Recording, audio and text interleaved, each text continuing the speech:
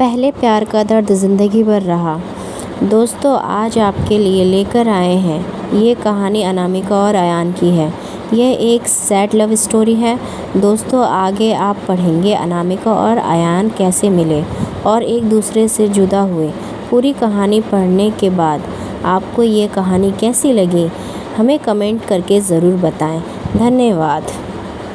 अनामिका मध्य प्रदेश से दिल्ली कॉलेज के लिए आई थी और अयान राजस्थान से उसी कॉलेज में पढ़ने आया था। अयान एक सीधा साधा सा लड़का है जो ना लड़कियों से ज़्यादा बात करता है और ना किसी से ज़्यादा मतलब रखता है। अयान की यह बात अनामिका को बहुत अच्छी लगती है और वह किसी न किसी बहाने अयान से बात करने की कोशिश करती है। अनामिका दिखने में क्यूट लगती है। कुछ ही समय में अयान और अनामिका की दोस्ती हो जाती है। अयान धीरे धीरे अनामिका को पसंद करने लगता है। दोनों दिन भर कॉलेज में बातें करते रहते हैं, लाइक डिसलाइक को शेयर करते हैं और कुछ समय में बहुत अच्छे दोस्त बन जाते हैं। अयान की लाइफ में पहले कभी कोई लड़की नहीं थी, जबकि अनामिका के पहले दोस्त थे और वह सबसे बात करती है। अयान को ये पसंद नहीं था। एक दिन बातों ही बातों में अयान अनामिका को अपने दिल की बात बता देता है।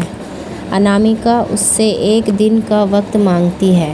कहती है, मैं कल तुम्हें इसका जवाब दूंगी। अनामिका सोचती, जब अयान कॉलेज पढ़ने आया था तब वह सिर्फ पढ़ाई पर ध्यान देता था, पर अब उसका पूरा ध्यान मुझ पर रहता है। अगर मैं इसकी गर्लफ्रेंड बन जाऊंगी तो ये पढ़ाई भूल जाएगा और मुझ पे ही लगा रहेगा। यही सब ख्याल अनामिका के मन में होते हैं और दूसरे दिन अनामिका अयान को मना कर देती है और कहती है, मैं तो तुम्हें बस अपना दोस्त समझती हूँ, इससे ज़्यादा कुछ नहीं। मैं यहाँ पढ़ने आई हूँ और कुछ करने नहीं। तुम चाहो तो मेरे दोस्त बन कर रह सकते हो।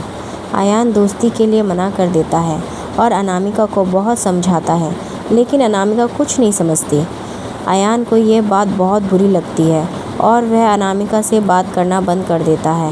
कुछ दिन कॉलेज भी नहीं आता है। अब अनामिका को भूल कर पूरा ध्यान पढ़ाई में लगाता है और ना किसी से ज़्यादा बात करता है और ना मतलब रखता है। देखते देखते कॉलेज बीत जाता है और सब अलग अलग हो जाते हैं। अयान कॉलेज में टॉप कर जाता है और सबसे पहले नौकरी पा लेता है। 2-3 साल बीत जाते हैं। ना अयान को अनामिका का पता रहता है और ना अनामिका को अयान का कुछ पता रहता है। अयान अपनी कंपनी छोड़कर एक नई कंपनी में ज्वाइन करता है, जिसमें उसकी पोस्ट पहले से बहुत अच्छी और पगार दुगनी रहती है। जब अयान पहले दिन ऑफिस जाता है तो उसे पता चलता है अनामिका इस ऑफिस में उसकी जूनियर है। वह उस पर बिल्कुल भी ध्यान नहीं देता और काम में ही लगा रहता है। कुछ दिन ऐसा ही चलता है, पर दोनों एक दूसरे को पहले से जानते थे और एक दिन दोनों को एक प्रोजेक्ट के लिए साथ में बाहर जाना पड़ता है। प्रोजेक्ट के बाद ना चाहते हुए भी अयान और अनामिका की बात होने लगती है। अनामिका अयान को समझाती है, आखिर उसने उसको मना क्यों किया था। अयान को अनामिका की बात समझ आ जाती है और दोनों में गहरी दोस्ती फिर से हो जाती है। पूरे ऑफिस में दोनों की दोस्ती के चर्चे होने लगते हैं। अयान सीधा साधा लड़का रहता है, उसको ज़्यादा कुछ समझ में नहीं आता है। अयान कुछ समय बाद अनामिका को डिनर पर ले जाकर फिर से प्यार का इजहार करता है। अनामिका इस बार अयान से मना नहीं करना चाहती, पर उसके पास कोई चारा नहीं है क्योंकि कुछ ही दिनों में उसकी शादी होने वाली रहती है। अनामिका अयान को अपनी शादी की बात बताती है। इस बार अयान का दिल पूरी तरह टूट जाता है। वह बिना कुछ कहे वहाँ से चला जाता है। अनामिका रात में सोचती है कि अयान से अच्छा लड़का उसे कभी नहीं मिलेगा।